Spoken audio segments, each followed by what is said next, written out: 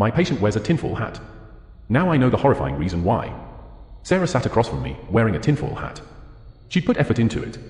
Tinfoil sculpted neatly around her entire head with a nice little bulb on the top. Can you tell me why you wear that, Sarah? I asked. Her eyes darted back and forth, as if the government, or whatever entity she was afraid of, might hear her. They'll listen to my thoughts, she finally whispered. And then? I understand. But I can assure you, it's perfectly safe to remove the tinfoil, Sarah. Really? Poor girl. Her lip was trembling, and her eyes were wide with fear. What made her so afraid? Of the government, or aliens, or whatever else she thinks is listening in on her thoughts. We'd already investigated her parents. There was no evidence of any sort of abuse. So why was this little 8-year-old girl so scared? I know you think, when you take off that hat, that something will listen in on your thoughts.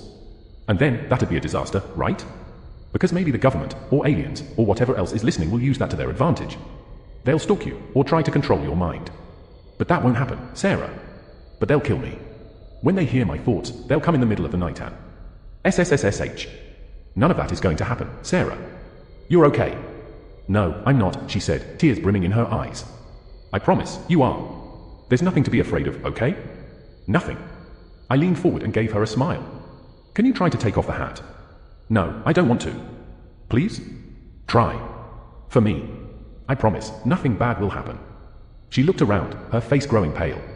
You promise? Promise. I'll even do the pinky thing. She finally broke into a smile. Our pinkies locked. Then she slowly reached up for the tinfoil. She shut her eyes tight. She yanked it off. I jumped back.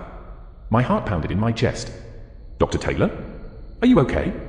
A ringing filled my ears. It gave way to whispers, talking all at once, overlapping and hissing.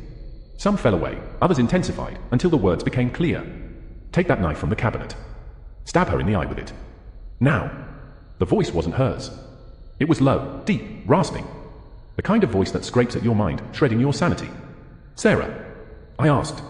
But my voice sounded so small. And then I felt my body move. I clenched my muscles, tried to stop, but nothing happened. My feet shuffled forward, towards the cabinet. Towards the knife. Her eyes widened. She reached down and grabbed the tinfoil, pushed it back over her hair. Immediately, the voice is extinguished. A dull ringing throbbed in my ears. I'm so sorry, she said, bursting into tears. I didn't want you to hear it, Dr. Taylor. That's why I didn't want to take it off. That's why. It's okay, Sarah, I said. You're going to be okay. I promise.